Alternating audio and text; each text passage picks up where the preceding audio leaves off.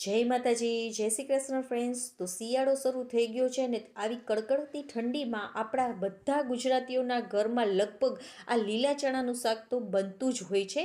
તો એકદમ ટેસ્ટી એવું અને ઝડપથી તમારે આ બની જાય ને તે રીતે મેં આ લીલા ચણાનું શાક સીધું કુકરમાં જ બનાવ્યું હતું ને એકદમ ગ્રેવી પણ એની એકદમ ટેસ્ટી બને છે. તો તમે આવી રીતે જો બનાવશો ને તો તમારા બાળકોને પણ ખૂબ જ પસંદ આવશે. તો તેની માટે મેં અહીંયા લીલા ચણા લઈ લીધા છે. તો આ લીલા ચણાને આપણે પહેલાં ફોલવાના છે. આ ફોલવાની પ્રોસેસ જ થોડી વધારે લાગશે, પછી તો ઝટપટ તમારા આ લીલા ચણાનું શાક બનીને તૈયાર થઈ જશે. તો મેં અહીંયા 1 કપ જેટલા લીલા ચણા ફોલી લીધા છે. તો હવે તેને આપણે એકદમ ધૂળને તેની હોય ને તો નીકળી જાય ને તેની માટે આપણે 1 થી 2 વાર પહેલાં આપણે આવી રીતે લીલા ચણાને ધોઈ લેશું. હવે 2 થી 3 ચમચી આપણે સીધું કુકરમાં જ તેલને ગરમ કરવા મૂકી દઈશું. ગરમ થઈ જાય એટલે તજ લવિંગ નાખી દઈશું, સાથે રાઈ અને જીરું નાખી દઈશું, સાથે થોડી હિંગ પણ એડ કરી દઈશું અને એક ડુંગળીને મેં પીસી લીધી છે તે નાખી દઈશું. હવે તેને ચડવા દઈશું. ત્યાં સુધી મેં અહીંયા 2 ટમેટા, 7 થી 8 લસણની કળી, આદું અને મરચાં લઈ લીધા છે.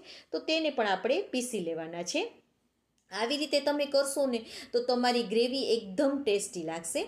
હવે આપણી ડુંગળી સતળાઈ જાય ને પછી આપણે આ જે ટમેટાની પ્યોરી કરેલી હતી તે નાખી દઈશું. હવે તેને પણ આપણે થોડી વાર માટે કૂક કરી લેવાની છે.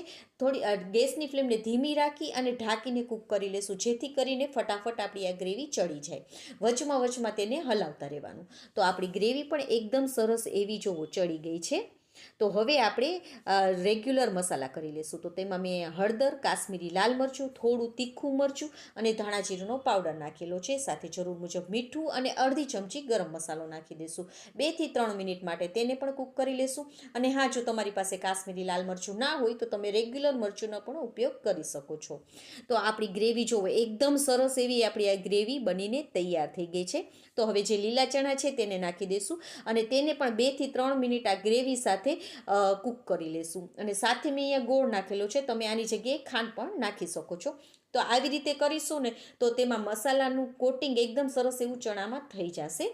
તો હવે આપણે અહીંયા ઠંડુ પાણી નહીં પણ નવસેકું પાણી કરીને નાખવાનું છે. તો મેં અહીંયા 1.5 કપ જેટલું પાણી નાખી દીધું છે અને પાણી ઉકળી જાય એટલે ફૂલ ફ્લેમ ઉપર આપણે 4 થી 5 સીટી કરી લેવાની છે. 4 થી 5 સીટી થઈ જાય, મેં અહીંયા 5 સીટી કરેલી છે, પણ જો તમારે હજી ચણા ચડ્યા ના હોય ને તો તમારે વધારે પણ સીટી કરી લેવાની. તો જો એકદમ સરસ એવા આપણા ચણા ચડી ગયા છે ને તેની ગ્રેવી પણ એકદમ સરસ એવી તૈયાર થઈ ગઈ છે. તો તમે પણ એકવાર જરૂરથી ટ્રાય કરજો.